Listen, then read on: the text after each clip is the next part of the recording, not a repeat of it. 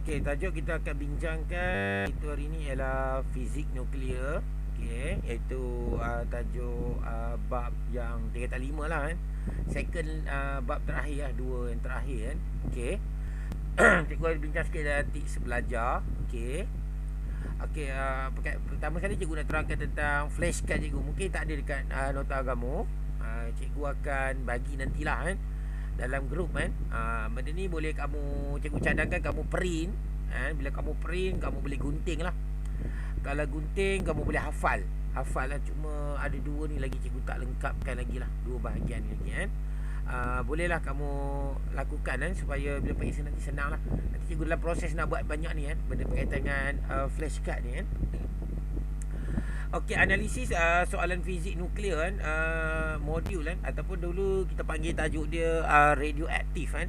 Tajuk dia kita panggil tajuk radioaktif. Okey, kamu tengok sama-sama kan.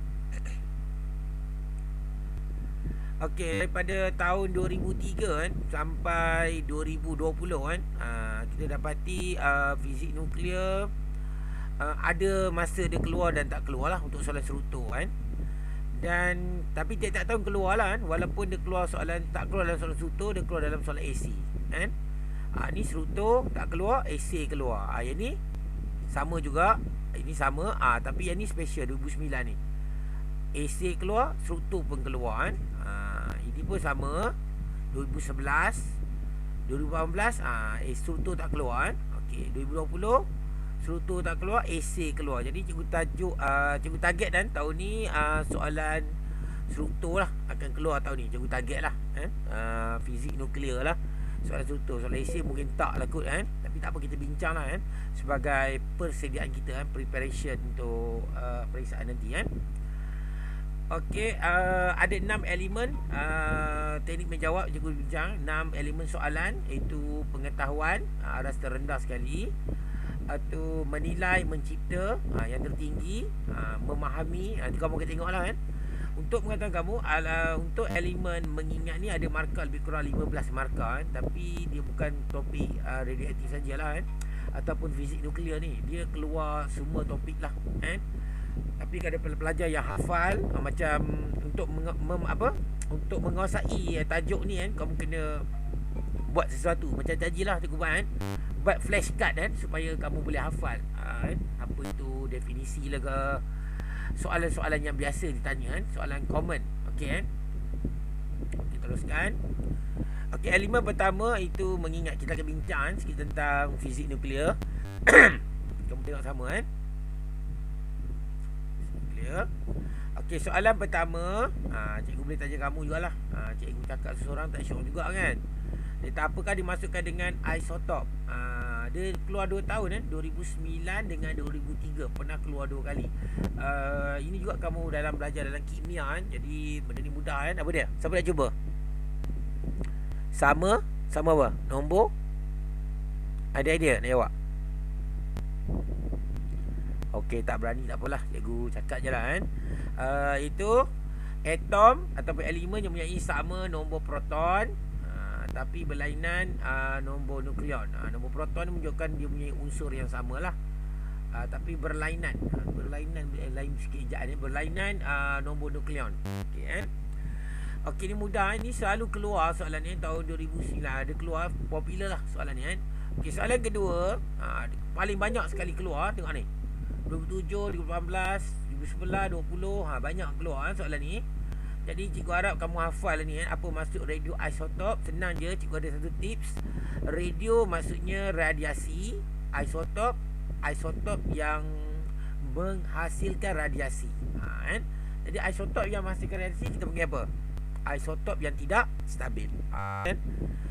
Ataupun isotop yang menghasilkan radiasi, ataupun isotop yang tidak stabil. Ni mudah. Okey, soalan yang kedua, tengok dia, mengapakah rebutan radioaktif tersebut berlaku?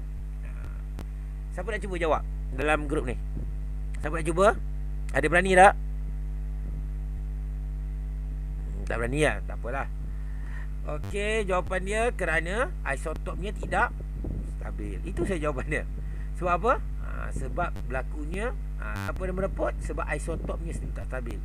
Isotop tak stabil maksudnya nombor proton nombor neutron melebihi proton. Itu menyebabkan isotop yang tidak stabil kan. Okey, yang ni pula, apakah dimaksudkan dengan keradioaktifan? Kalau kamu tengok perkataan ni, aktiviti radio maksudnya reputan lah. Apa jadi apa? Kita jawab macam ni, perebutan nukleus. Kan? Perebutan nukleus dengan memancarkan sinar radioaktif untuk menjadi lebih stabil. Kan? Ni tak apa, nak tambah je kan, berlaku secara spontan dan rawak.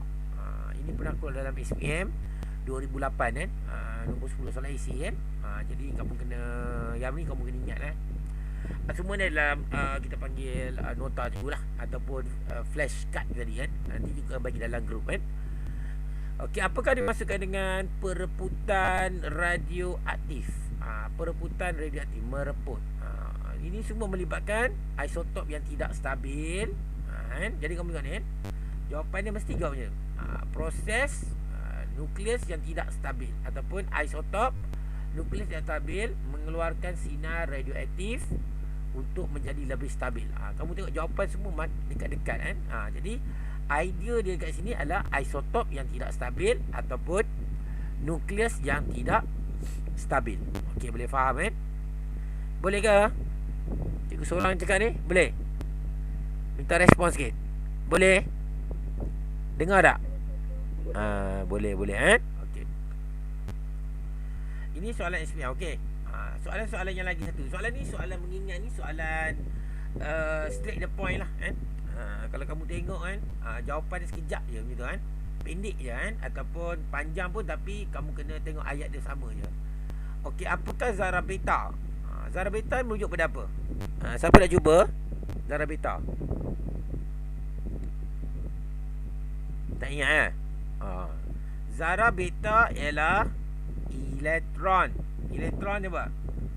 Yang boleh bergerak, yang berhalaju tinggi. Atau kamu kata elektron berhalaju tinggi. Kamu jawab macam tu kan? Itu zarah beta. Okey, tadi nyatakan satu sifat zarah beta. Kamu mesti tahulah, sebab dia elektron, dia mesti bercas. Bercas apa? Kamu tahu ni kan? Segan nak sebut kan? Zarah beta bercas negatif. Boleh? Zarah beta bercas negatif, alfa bercas positif. Alfa tu apa? Dia punya unsur alfa, ataupun kita panggil partikel alfa. Apa? Siapa ingat? 42 apa? 42 helium kan? 42 helium, 42 helium. Tu kan? Okey, nyatakan ciri sinaran gamma. Gamma pernah keluar kan dalam SPM 2019. Okey, gamma merujuk pada apa? Dia minta ciri kan, sifat dia. Dan tentu kamu merujuk pada kuasa penembusan. Boleh. Kuasa penembusan apa? Yang kuasa penembusan yang tinggi. Boleh sebut kan? Ataupun kalau jawab yang lain banyaklah. Tiada cas, sebab gamma tak ada cas. Alfa tadi positif, beta negatif, kan? Jadi sebab dia mempunyai frekuensi yang tinggi, sebab dia gelombang elektromagnet gamma ni, jadi dia mempunyai tenaga yang tinggi. Kenapa tenaga tinggi? Siapa jawab? Kenapa gamma mempunyai tenaga yang sangat tinggi? Siapa jawab? Panggil nama ke? Okey, sebab apa? Sebab gamma mempunyai bagus Fatih Najwa kan, frekuensi yang tinggi. Boleh? Frekuensi tinggi akan menghasilkan tenaga yang tinggi. Okey, type pun okey kan. Okey, soalan ni popular juga kan. Cikgu harap kamu kena hafal kan, apakah maksud setengah hayat. Ni 2011 keluar 2016 kan. Jadi 2006 silap kan. Jadi dia masa kan, nama pun hayat, maksudnya masa setengah menjadi separuh. Betul tak? Masa untuk menjadi separuh. Hayat masa setengah maksudnya menjadi separuh. Apa tu? Separuh daripada nilai asalnya. Jadi masa yang diambil untuk bahan radioaktif itu kita panggil hayat mereput. Mereput aktiviti yang menjadi separuh daripada nilai asalnya ataupun aktiviti asalnya. Ingat kan, hayat merujuk kepada masa yang diambil. Ambil oleh apa? Radioaktif. Dia macam tu. Jadi kamu jadi mudah lah untuk jawab soalan ni kan. Okey, kita teruskan. Soalan yang seterusnya ni tahun 2004 ada keluar, 2015 pun ada keluar kan soalan ni. Ni soalan struktur, ni soalan esei. Okey. Apakah dimaksudkan dengan pembelahan nukleus? Jadi nukleus terbelah lah kan. Terbelah apa? Pembelahan nukleus terbelah. Nukleus yang berat kan, terbelah kan, menjadi dua nukleus yang ringan. Kita tengok macam mana. Nukleus berat pisahkan kepada dua nukleus yang ringan. Macam buah kelapa lah kan, kamu belah jadi dua. Macam itulah ibarat dia kan, analogi cikgu lah kan. Okey, soalan seterusnya C. Soalan ni berdasarkan pemahaman kamu tentang subjek kimia juga kan.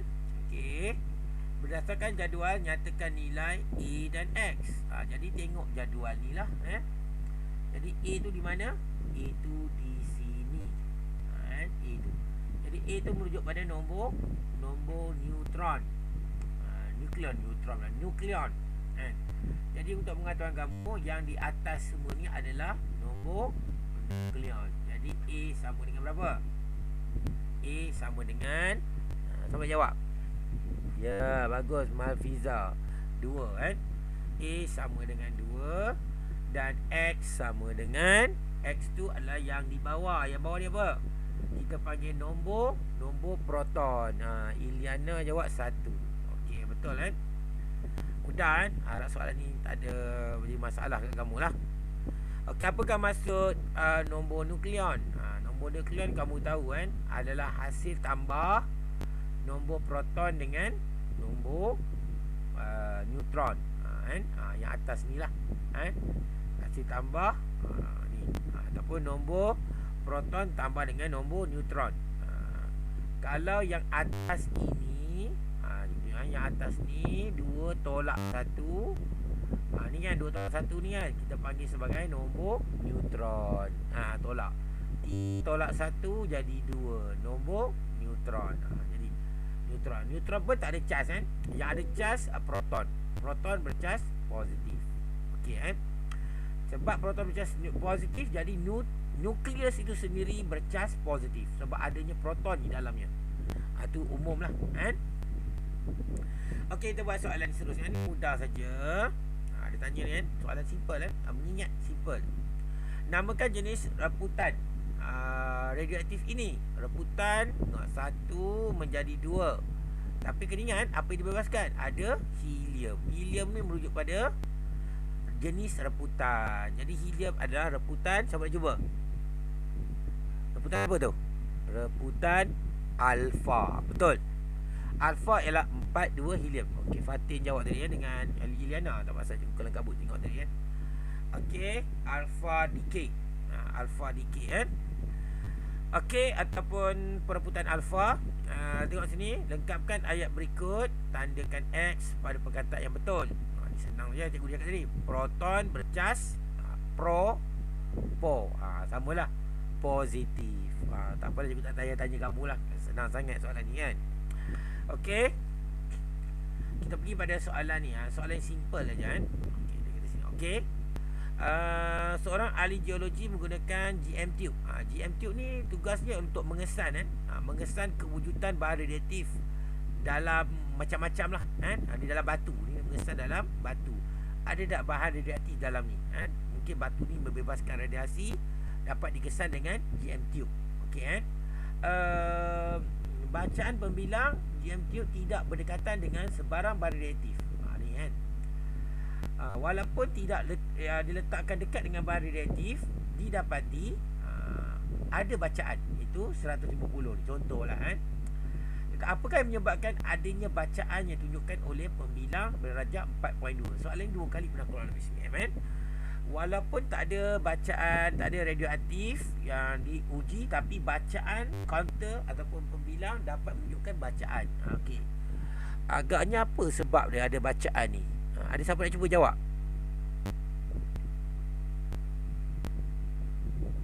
Tak berani kan?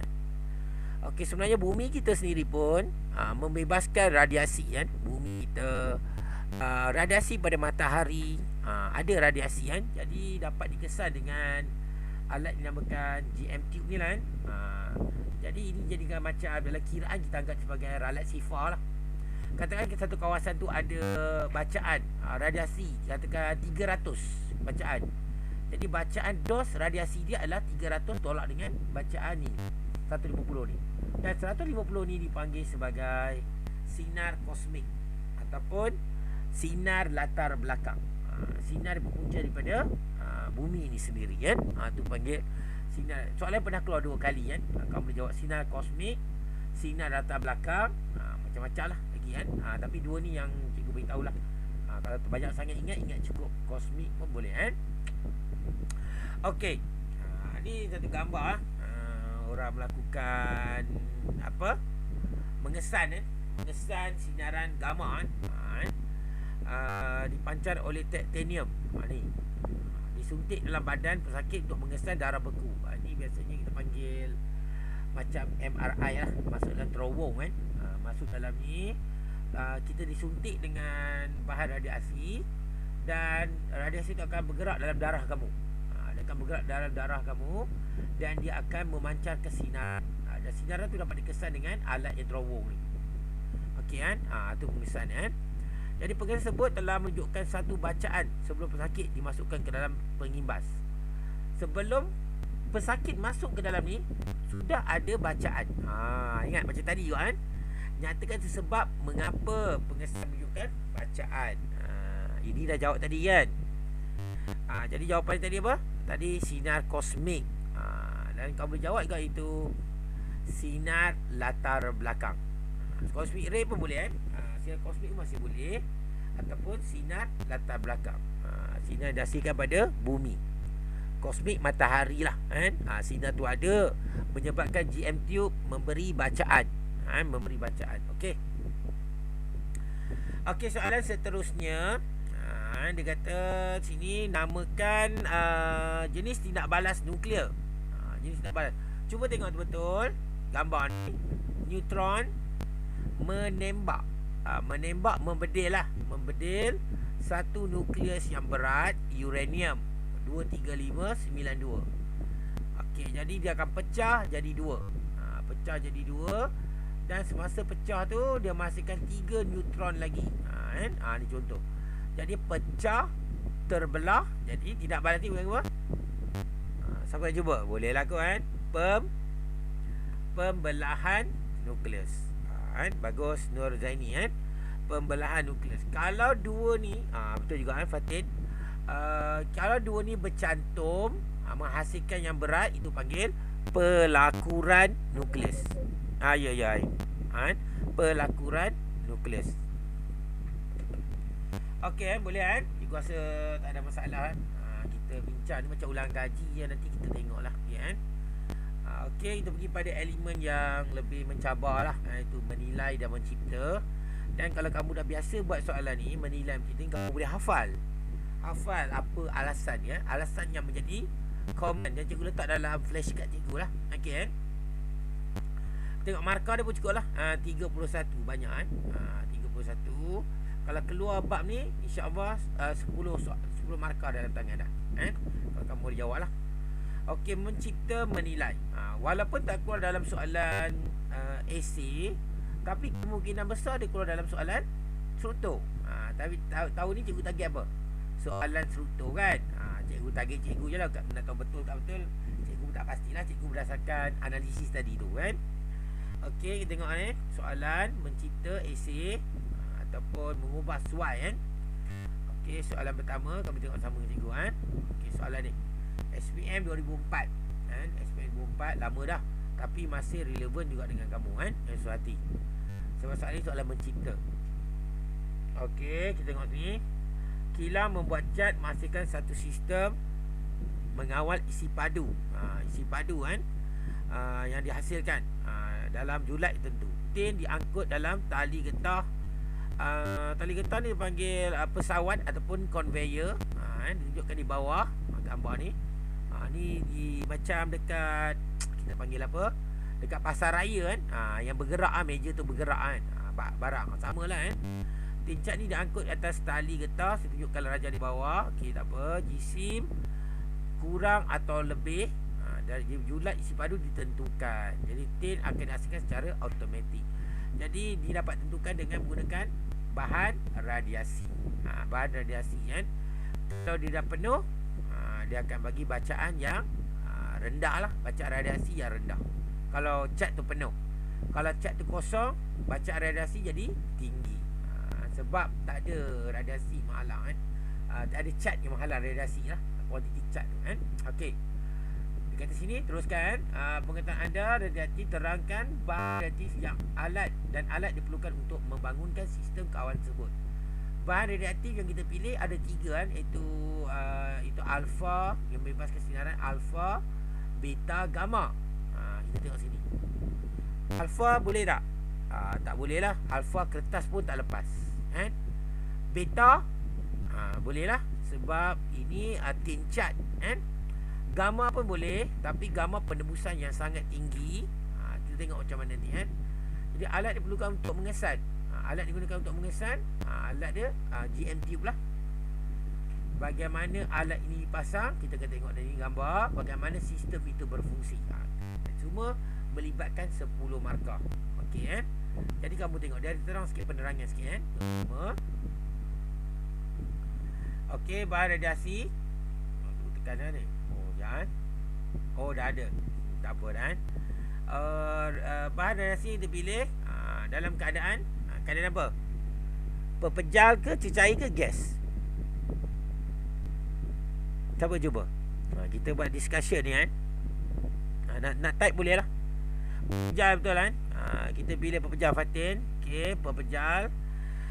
Jadi pepejal, alasan dia biasanya alasan yang jadi common yang kamu boleh hafal, iaitu alasannya ialah mudah diuruskan ataupun senang diuruskan. Okey, easy to handle. Ini alasan yang common.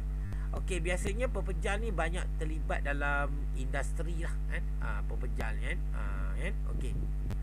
Okey, ni industri kan, industri pasang cat. Okey, yang kedua kita tengok apakah sinaran yang dibebaskan. Tadi kita bincang dah, sinaran yang dibebaskan ialah sinaran zarah beta.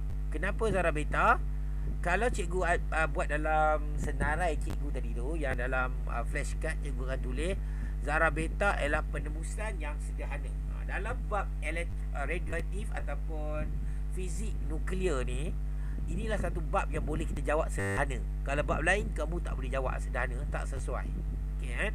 Sebab fizik ni memang beta, memang dia adalah penembusan yang sederhana. Jadi kamu boleh jawab penembusan sederhana, ataupun kamu dapat menembusi tin cat. Cat kan, tin yang mengandungi cat ini. Itu pun boleh. Kalau kamu nak jawab lah, berdasarkan soalan ni. Kalau kamu main hafal je, kamu jawab kuasa penembusan sederhana. Kurang bahaya, betul. Dia kurang bahaya daripada gamma. Sebab apa? Kuasa penembusan yang rendah. Okey, separuh hayat. Kita pergi pada radioaktif. Kalau bahan radioaktif, kita ada 3 benda. Satu, keadaan bahan tu, sinaran apa yang dibebaskan, dan separuh hayat. Kita dapat 3 poin di sini. Nampak kan? Jadi separuh hayat, dalam kes ini dia melibatkan manusia atau tidak? Tidak kan? Sebab apa? Sinaran radioaktif itu akan dipancarkan kepada tin cat ini dan dikesan oleh GM tube. Kan? Dikesan. Dia mesti bertentangan lah. Mungkin bahagian sini kita letak sinilah juga. Sini depan ni kan. Depan kita letak GM tube, dan bahagian belakang tu kita letak bahan radioaktif. Jadi dapat mengesan. Jadi separuh hayat dia, bila dia tidak melibatkan manusia, kita mahu separuh hayat yang pendek ke panjang?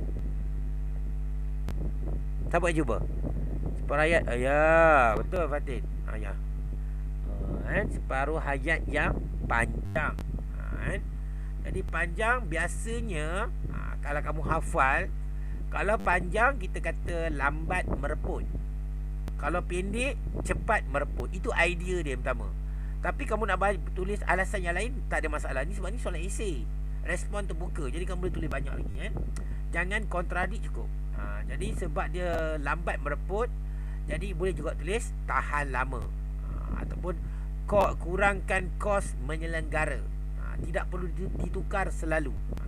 Kalau kamu tulis banyak-banyak lagi boleh lah kan. Tu boleh berkaitan dengan ni kan. Okey, yang berikutnya equipment ataupun perkakas. Bahan dia kita ingat kan. Kalau bahan radioaktif, kita kena ingat sinaran apa yang terbebas, dalam keadaan apa, dan bagaimana dengan aktiviti dia separuh hayat. Itu panggil bahan radioaktif. Kalau equipment ataupun perkakas, peralatan dia, dia merujuk pada alat pengesan tu lah kan. Tengok ni kan. Jadi kita guna pengesan iaitu GM tube. Tadi kita panggil apa? Giga mula tube kan. Jadi giga mula tube tugas dia boleh mengesan semua jenis radiasi alfa, beta, gamma. Selain GM tube ada lagi bahan lain tapi tak sesuai lah digunakan di sini kan. Iaitu alat kita panggil cloud chamber ataupun kebuk awan. Dapat juga mengesan 3 jenis sinaran alfa, beta, gamma. Tapi dia lebih pada konsep pengayunan dalam cloud chamber lah ataupun kebuk awan. Okey kan. Itu dah. Tapi jam tube adalah lebih praktikal. Lebih praktikal. Kenapa pilih jam tube? Ni boleh mengesan zarah beta.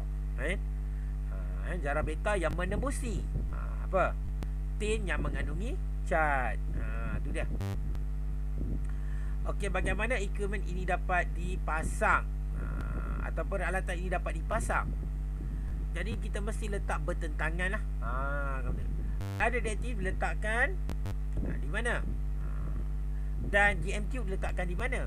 Jadi kita kata kalau bahan radioaktif letakkan di atas, GM tube letakkan di bawah. Ataupun sebaliknya lah kan? Ataupun tepi. Tepi mesti bertentangan. Pengesan radioaktif bertentangan. Mesti bertentangan dengan alat pengesan. Bahan radioaktif dan pengesan radioaktif mesti letakkan secara bertentangan supaya bacaan dapat dikesan.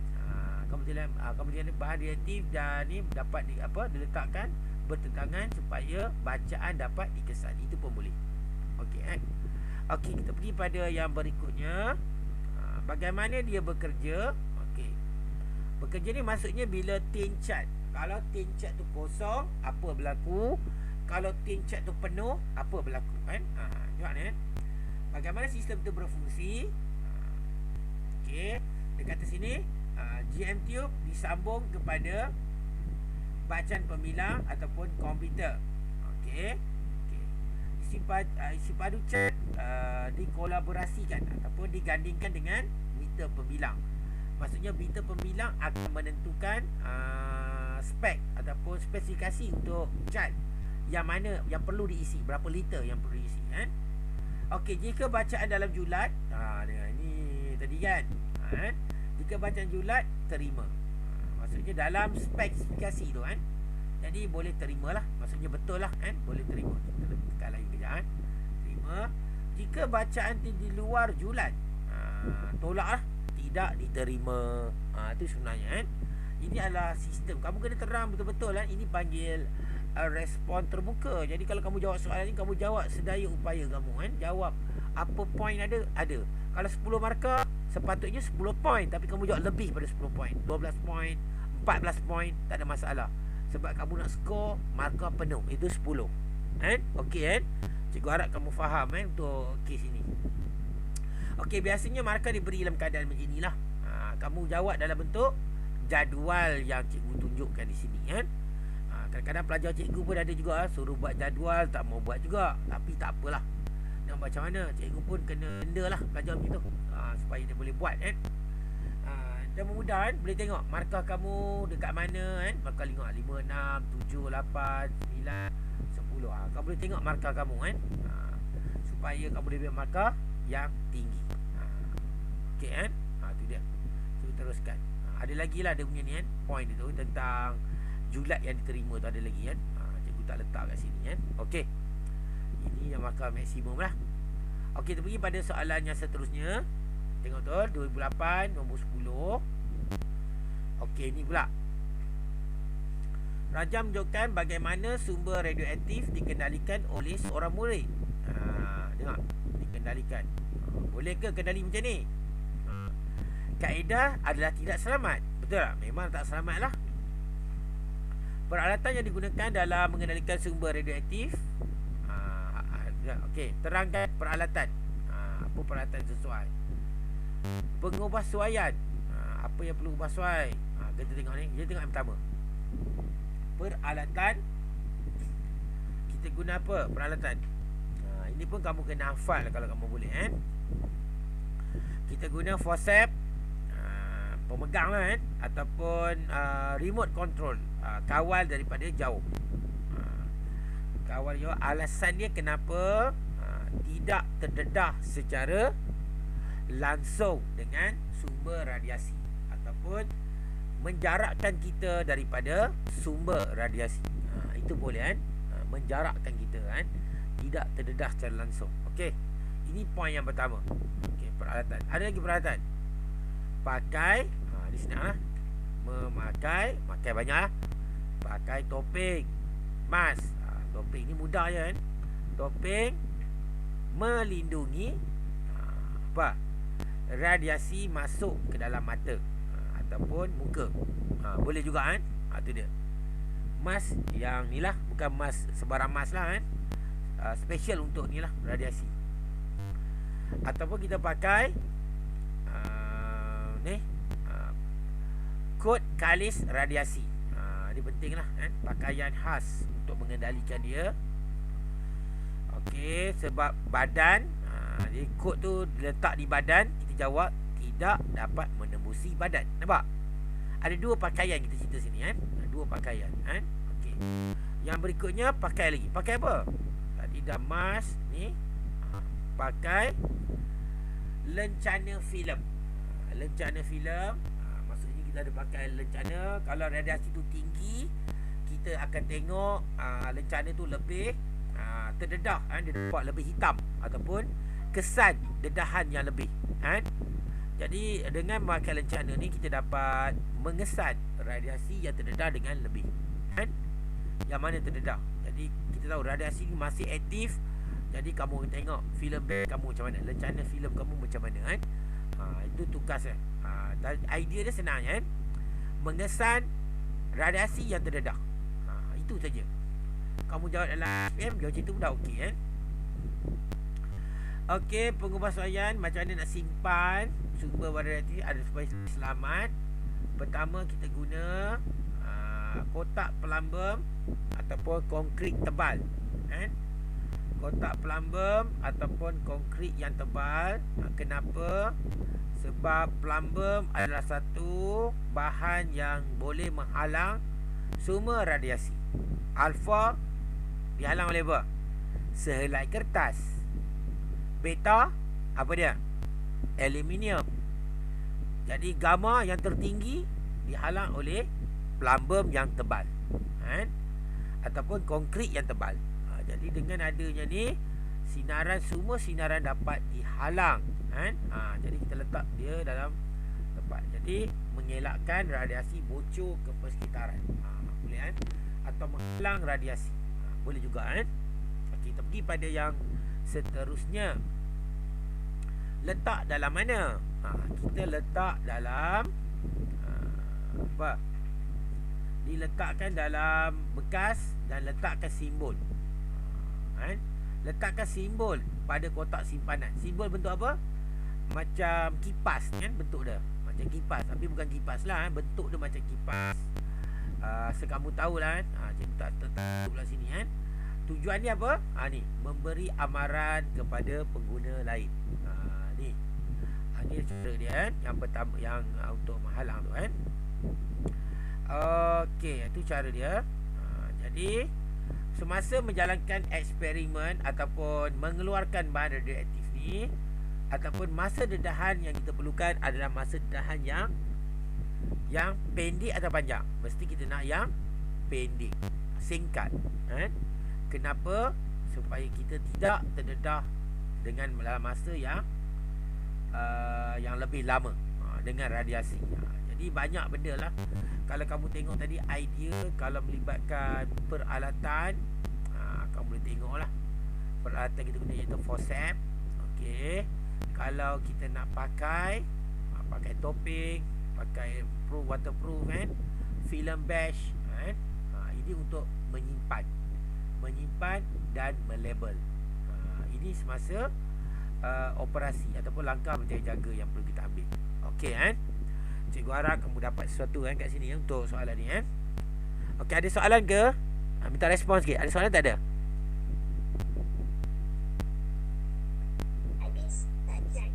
Okey, Ainan. Darusna okey kan? Tak ada okey. Fatin. Okey, kita pergi pada ni. Anissa okey. Cikgu pergi pada yang seterusnya, iaitu markah dia berilah. Tapi tak apalah, cikgu lajukan sikitlah ni kan markah dia. Jadi cikgu cadangkan kamu jawab dalam jadual. Itu yang terbaik. Ingat markah dia sampai lebih pada 10. Cikgu tunjuk 10. Maksudnya boleh letak lebih pada 10 kan. Lebih pada 10. 10, 11 lebih kan. Ada lagi kan. Ini tambah ada ni, tambah lagi kan. Sampai 14. Tapi kalau kamu dapat 14 ni, kamu tetap dapat markah yang ke markah 10 juga. Itu cara dia kan. Okey. Kita pergi pada soalan yang seterusnya. Mungkin hari ni agak membosankan sikit lah dari segi benda ni kan. Tapi bila kamu tengok, kamu tahu idea macam mana nak jawab soalan ni. Sambil tu kamu boleh hafal kan. Okey, itu idea dia. Okey, kita pergi pada soalan SPM 2009, nombor 10. Dia kata radioterapi digunakan untuk merawat kanser. Sinaran digunakan menghasilkan kesan sampingan. Betul lah, semua sinaran kesan sampingan kan. Menggunakan pengetahuan tentang keradiatifan, terangkan langkah yang perlu diambil untuk mengurangkan kesan sampingan. Macam mana kurangkan kesan sampingan? Berikan ciri-ciri sinaran yang digunakan. Disasarkan pada sel kanser. 10 markah. Tinggi ni kan. Agak susah ni kan. Kalau kita tak ada idea jadi susah. Jadi kamu kena ingat macam mana nak dapat idea, macam mana kita nak buat kan. Okey, yang pertama kita pergi pada sinaran yang dibebaskan. Kan? Itu benda-benda tu lebih kurang sama tadi kan. Jadi untuk merawat kanser ataupun matikan kanser, kita guna sinaran gamma. Sinaran gamma bahaya kan.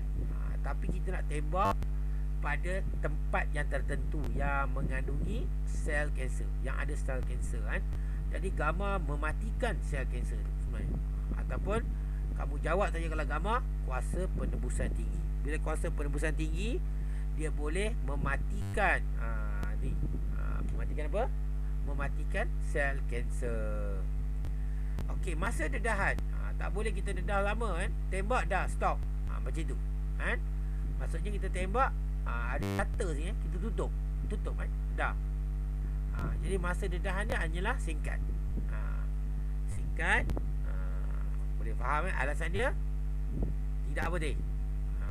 Supaya badan tidak terdedah radiasi dalam masa yang lama.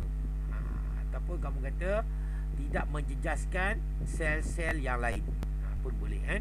Itu pun boleh lah kalau kamu nak jawab. Okey, yang berikutnya, ambil imej sel kanser. Imej sel kanser kita guna apa?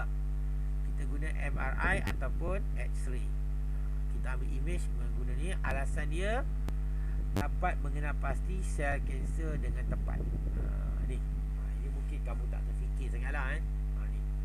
Jawapan ni mungkin kamu terfikir. Ni kalau kamu nak jawab, ini satu idea jugalah untuk jawab soalan ni kan. Okey, teknik yang digunakan, meletakkan atau menghalakan sinar gamma kepada sasaran. Tengok dekat sini ada tumor, sel kanser. Jadi kita halakan. Dia macam kamera kan, buka sekejap tutup. Macam tu. Halakan sinar gamma ke sasaran. Elakkan sel hidup lain daripada musnah. Jadi masa kita bagi untuk mengelakkan sel lain daripada musnah, kita kena ada masa dedahan yang singkat. Ini kan. Jadi kita halakan supaya betul-betul tembak pada ataupun dia tembak pada tumor ataupun sel kanser tu. Ada contohlah kan. Okey, dos radiasi yang kita guna. Biasanya dos radiasi yang kita guna adalah dos yang tinggi ke rendah. melibatkan manusia kan. Bila melibatkan manusia, kita bagi dos radiasi yang rendah. Rendah kenapa? Sebab dia tidak membahayakan manusia kan. Ataupun kita kata elak sel hidup yang lain daripada musnah atau bahaya. Kamu boleh jawab soalan ni. Kadang-kadang soalan ni kita boleh jawab bahaya tu banyak kan. Banyakkan perkataan bahaya kan, untuk soalan-soalan radioaktif ni, untuk menyokong jawapan kamu lah kan, radiasi. Okey, ni adalah satu kaedah merawat kanser dengan menembak bahagian yang terkena sel kanser ataupun tumor kan. Ni contohlah kan. Cikgu harap kamu boleh dapat lah kan. Okey, ada soalan untuk ni slide ni? Ada tak ada? Tak ada cikgu. Okey, Fatih Najwa. Okey, terima kasih. Okey, cikgu teruskan. Ni cara nak jawab dia. Cikgu tak payah terangkan sangat lah kan. Dah terang tadi bagaimana markah diberi kan. Okey, ni soalan mencipta. Maksudnya kamu kena fikir sendiri. Agak sukar juga kalau kamu dah biasa buat, kamu dah hafal, InsyaAllah idea tu datang. Senang kamu keluar apa yang ada dalam pemikiran kamu yang berkaitan dengan radioaktif yang kamu baca. Yang kamu baca lah kan, kamu keluarkan. Dia. Okey, kita ada soalan yang seterusnya. Okey, soalan esei, menilai lagi. Tapi kali ni tengok soalan ni soalan C, 2003 SPM 2003. Walaupun lama masih sesuai. Ni menilai ni ada pada, kalau tahun kamu panggil bahagian B lah. Bahagian B kan. Okey kan. Tengok sama-sama kan. Dia kata sini, sebagai penyelidik anda ditugaskan untuk menyiasat ciri-ciri satu isotop yang digunakan untuk mengesan ketebalan kertas dalam kilang. Okey, ini adik-beradik soalan cat tadi. Kenapa juga sama? Sebab soalan cat tu apa? Ada radiasi tembus. Kan? Nak tengok berapa tebal cat tadi tu kan? Apa? Botol cat, tin cat tadi kan? Yang ni ketebalan kertas pula. Lebih kurang ya soalan ni. Okey, terangkan ciri yang sesuai isotop supaya ia boleh digunakan untuk mengukur ketebalan kertas dalam industri. Industri tidak melibatkan manusia. Memang manusia yang handle, tapi dia tidak melibatkan manusia dalam masa proses itu. Okey kan? Pilih isotop yang sesuai. Ni kita tengok nantilah kan. Jadual, ada jadual ni. Jadi kita tengok jawab, kena jawab satu-satu. Ada 4 ciri-ciri. Yang pertama, ini senang soalan ni. Sebab apa? Dia dah bagi ciri-ciri dah. 1, 2, 3, 4. Mudahlah kamu kan. Okey, kita tengok ciri yang pertama. Jadi sebab ada industri, tadi kita sama dengan konsep dari tin cat tadi, sama kan. Jadi keadaan jirim yang kita pilih apa? Siapa nak jawab? Ya, bagus. Pepejal. Terus kita jawab pepejal. Alasan ni boleh kita hafal. Boleh hafal terus. Bagi pelajar yang hafal, dia cepat jawab. Bagi pelajar yang baru nak hafal, dekat periksa baru nak jawab, ada masalah. Jadi cikgu cadangkan kamu hafal. Jadi bahan iaitu pepejal. Alasannya macam tadi, iaitu senang diuruskan. Ya, bagus. Betul. Betul, mudah diuruskan kan. Okey, jadi kita tanda. Lepas tu kita tanda kan. Solid, pepejal. Ini dah confirm. Dia silap lah. Lepas tu cikgu tanda yang bawah ni, pepejal 3 ni. Tanda ni. Silap. Okey, yang berikutnya sinar yang dibebaskan. Kita ada sinar 3 sinar. Alfa, beta, gamma. Agak kamu yang mana paling sesuai?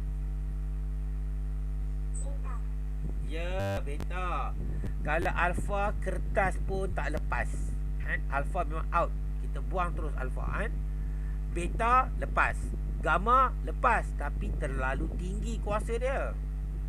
Mungkin bacaan radiasi yang dikeluarkan di sini, kalau gamma 100, dekat sini dapat baca 99. Tak nampak sangat perbezaan. Kalau beta mungkin sini 100, sini jadi 50. Jadi kita tahu, 50 ni untuk tebal kertas sekian. Kalau 60, radiasi tinggi, kertas tu nipis lagi kan. Kalau radiasi tu tinggi, maksudnya kertas tu nipis. Kita faham kat situ kan. Macam tadi sama dengan konsep yang cat tadi tu kan.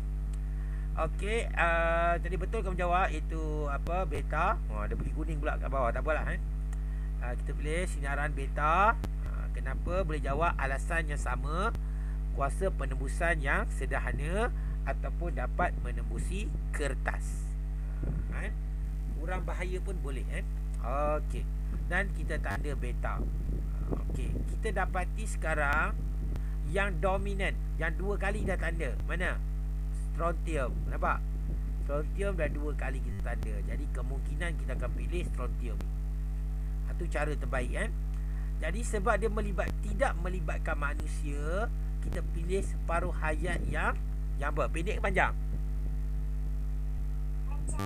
Panjang, betul. Kalau kamu tulis separuh hayat, tulis nombor macam ni, 28 tahun, kamu tak akan dapat markah. Sebab apa? Dalam soalan ni suruh kamu bandingkan, bukan suruh kamu tulis. Kalau kamu nak tulis juga degil, tak apa, tulis 28 tahun, kamu tulis panjang. Macam tu boleh. Tapi cikgu rasa tak payahlah tulis 28 tahun tu Kamu tulis panjang. Yang mana tahun? Yang tahun strontium, strontium 28 tahun, kobalt 5 tahun, water ni 12 tahun. Jadi kita tengok sini dia ada 3 lah lama. Kalau nak tanda 3 ni lah sebab melibatkan tahun. Tapi kita tahulah jawapan strontium lah Okey, kita ambil tahun kita tanda. Nampak Tapi kita tahu kita akan pilih strontium sebab apa? Dominan. Dia dah kita tanda 3 lah.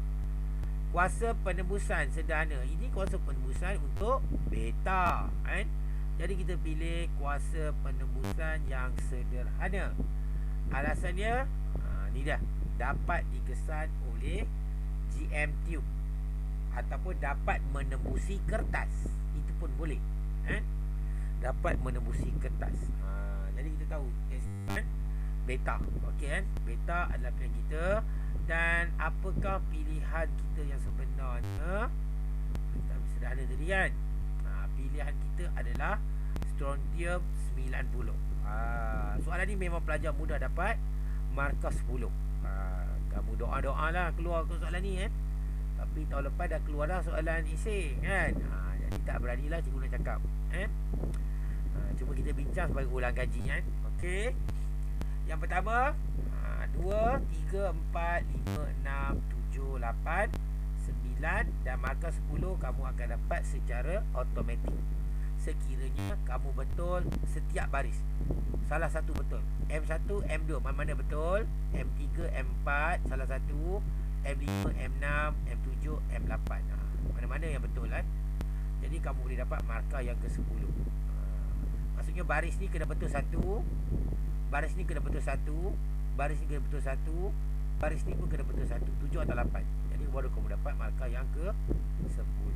Itu sebenarnya cara nak dapat markah 10. Tapi kalau dalam sekolah, sistem sekolah, kalau cikgu kamu suruh buat macam ni, kamu ikut je lah Pilih strontium 90 kerana bahan pepejal. Tulis itu pepejal, zarah beta, separuh hayat panjang, kuasa penembusan sederhana. Itu kalau ni. Tapi kalau ikut di peringkat yang tinggi, tak perlu tulis pun tidak mengapa. Di peringkat lembaga periksaan Okey, boleh faham tak cikgu cakap ni? Faham ke? Faham cikgu. Okey, Inos, terima kasih. Okey, cikgu teruskan. Kita buat soalan ni. Okey, kalau tak habis tak apa, nanti kita akan sambung nantilah. Tapi cikgu tak nak tiap-tiap minggu radioaktif kita bincang elektrik, tukar-tukar lah nanti kita sambung balik yang ni Okey. Okey, kita bincang yang seterusnya itu SPM 2006 nombor 12. Nombor 12 soalan dia sekarang ni section B lah kira senang sikit lah. Soalan masih lagi dalam bentuk pemilihan macam ni. Okey, kita baca sama Peralatan perubatan disterilkan dengan sinaran sumber. Sterilkan maksud apa? Nak matikan kuman. Peralatan perubatan kamu tu nak matikan kuman. Anda ditugaskan untuk mengkaji ciri berapa radioisotop dalam pensterilan peralatan perubatan.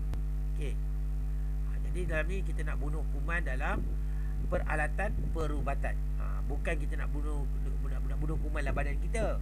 Jadi ini tidak melibatkan manusia. Boleh faham Ini Ini tidak melibatkan manusia sebab kamu nak matikan kuman untuk peralatan perubatan seperti gunting, seperti bekas tu kan.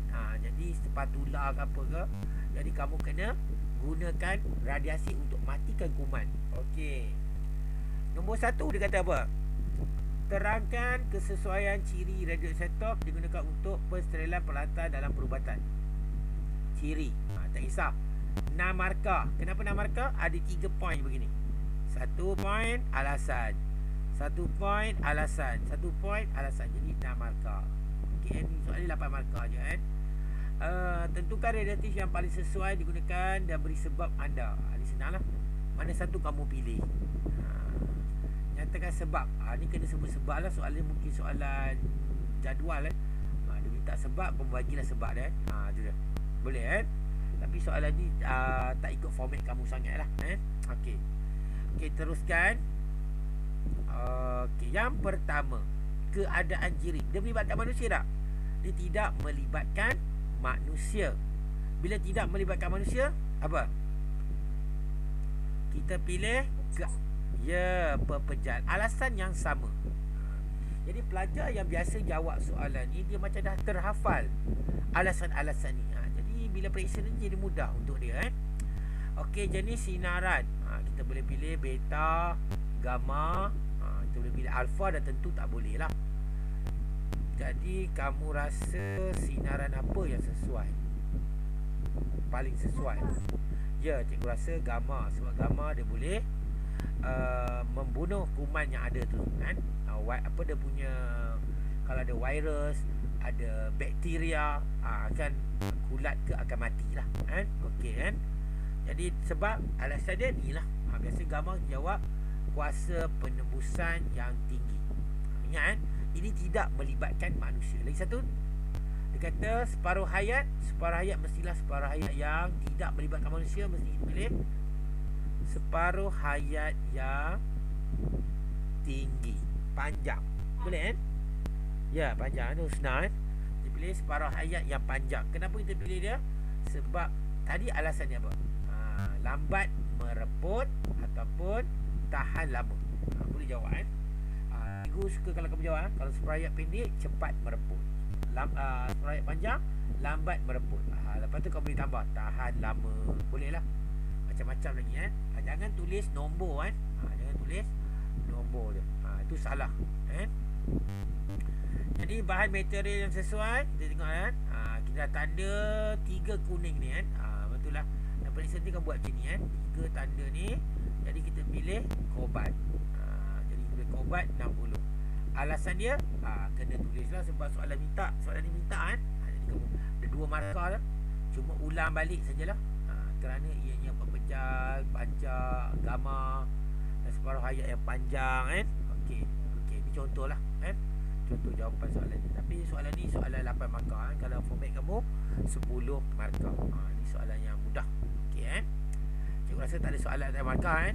Tak ada markah pula, tak ada soalan Cikgu silap sebut kan. Okey, markah 1, markah 2, 3, 4, 5, 6, 7, 8. Ini untuk soalan ni kan. Special. Kalau ikut 10 markah kan. Okey kan. Pada tahun ni lah. Okey, cikgu teruskan lagi untuk soalan yang seterusnya. Ni mungkin soalan yang terakhir kot kita bincang kan. Tengok kalau sempat kita bincang lagi satu lagi kan. Soalan SPM 2011 nombor 12. Okey kan. Okey, masih lagi soalan section B untuk kamu. Jadi ni kira section C. Kamu section B kan. Okey. Dia kata sini radioaktif yang digunakan sebagai penyurih menentukan kadar penyerapan baja untuk tumbuhan. Jadi nak letakkan dalam baja. Baja digunakan oleh tumbuhan. Tumbuhan benda hidup. Ingat kan? Benda hidup. Anda dikenaki menyiasat ciri radioaktif yang tetapkan kan? Terangkan kesesuaian. Okey, tak apa, sama je. Penyurih. Okey, tentukan radioaktif yang paling sesuai digunakan. Kadar penyerapan baja oleh tumbuhan. Okey. Okey, yang pertama kita tengok tumbuhan perlukan baja. Okey kan, baja. Jadi kita ada keadaan pepejal dengan cecair. Okey, biasanya tumbuhan ni dia mudah dalam keadaan pepejal atau cecair untuk menyerap mineral apa. Ya, cecair kan. Jadi kita lebih baik kita pilih dalam keadaan cecair kan. Sekarang baja pun ada dalam keadaan cecair. Kan? Baja. Kalau pepejal tu dia lambat sikit lah kan. Dia kena tunggu air kan. Lambat cairkan dia kan. Jadi kita pilih jawapannya adalah belum lagi kan. Keadaannya adalah cecair. Alasan paling tepat biasanya kamu hafal iaitu mudah larut dalam air ataupun boleh diserap, mudah mengalir. Ini boleh kan. Ataupun boleh disuntik pun boleh kan. Kalau melibatkan manusia, tumbuhan tengok juga kalau suntik pun suntik dekat bahagian bawah akar tu kan. Boleh disuntik. Pun boleh kan. Okey, ni keadaan cecair. Kan? Yang pertama, 2 markah kamu dah dapat. Itu tanda. Dan ini melibatkan tumbuhan. Tumbuhan tu adalah benda hidup. Kan? Jadi kita perlukan separuh hayat yang panjang ke pendek? Ya, pendek kan? Kalau kamu buat separuh hayat yang lama, tumbuhan tu akan rosak lah dengan radiasi. Seperti berlaku di Chernobyl kan. Kamu dah dekat Chernobyl, dekat Ukraine kan. Kalau kamu tengok kat YouTube, kamu type Chernobyl Ukraine, dekat situ berlakunya radiasi dan tumbuhan-tumbuhan tu dah bertukar menjadi warna merah kan. Pelik kan, sebab radiasi, kesan radiasi kan. Jadi dekat sini kita tengok kan, half life, separuh hayat. Kita pilih separuh hayat yang pendek. Pendek, sederhana. Jadi kita tanda yang pendek 5 minit pun boleh, 14 hari pun boleh. Okey kan? Tahun dah kira panjang. Jadi alasan pendek tadi apa? Mudah mereput, tidak bahaya. Sebab dia cepat mereput, tidak bahaya kan. Okey kan. Masa sesuai okey lah kan. Ni cikgu rasa ni jawapan ni tak sesuai sangat lah kan. Masa sesuai. Okey, apa lagi? Tidak bahaya. Itu pun boleh kan? Tidak berbahaya. Jadi kamu tanda sini 2. Mana yang dominan? Radioisotop Y lah kan. Dominan setakat ni. Sinaran yang dibebaskan. Dah tentu sinaran yang kita pilih sinaran beta. Sebab dia masuk dalam tumbuhan, batang tumbuhan. Jadi sinaran dapat terbebas, dapat dikesan. Kalau gamma terlalu tinggi kan, nak dikesan benda tu kan. Jadi kita guna sinaran beta. Sebab beta, alasan tadi pun boleh, kuasa penembusan yang sederhana, kurang bahaya pun boleh, ataupun dapat menembusi batang ataupun daun tumbuhan pun boleh. Jadi kita letak tandakan beta di situ. Itu cara dia kan. Cara dia lah kan. Tandakan beta di situ. Jadi jenis pengesan yang kita pilih, dah tentu kita pilih cikgu dah ajar tadi, yang terbaik itu GM Tube, kerana GM Tube dapat mengesan semua sinaran kan. Ataupun dapat beri bacaan apabila digandingkan dengan pembilang, ataupun dia punya counter kan. Sebab bunga api ni lain kan. Pembilang bunga api ni lain dia dapat mengesan, tak silap cikgu, sinaran alfa dan cikgu tu pun tak pasti, lupa lah. Nanti cikgu cek balik kan. Takut silap sebut kan. Dia sinaran dia, tapi dia tak boleh dapat mengesan semua sinaran. GM Tube boleh kesan semua jenis sinaran. Okey kan. Okey, kita pergi pada yang berikutnya, pemilihan kita. Jadi kita akan pilih Y. Y sebagai jawapan, markah. Okey, jadi jawapan dalam jadual macam ni. Okey kan. Cikgu dah bagi kamu, tinggalkan kamu dalam bentuk jadual ni, kamu boleh isi markah 1, 2, 3, 4, 5, 6, 7, 8, 9, okey, dan 10 untuk alasan. Okey kan. Okey, cikgu ingat setakat ni sajalah daripada cikgu. Nanti yang berikutnya, yang ini kita akan bincangkan dalam modul yang berikutnya lah. Bila ada masa kita akan bincang. InsyaAllah nanti minggu yang berikutnya kita akan bincang tajuk apa? Tajuk elektrik lah. Bincang tajuk elektrik. Jadi kamu akan tengok lah. Kamu akan tengok. Jadi benda ni akan berulang lagi. Jadi tak adalah kamu rasa bosan sangat. Okey, setakat ni saja cikgu. Cikgu mengucapkan terima kasih. Assalamualaikum warahmatullahi wabarakatuh. Kita jumpa lagi. Okey. Okey, bye bye. Okey. Okey. Cikgu. Terima kasih, cikgu. Sama.